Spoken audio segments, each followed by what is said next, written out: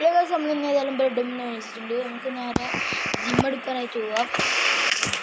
നേരെ മേലെ ജിമ്മ് ചെയ്യാനായിട്ട് പോകാം ഗൈസ്.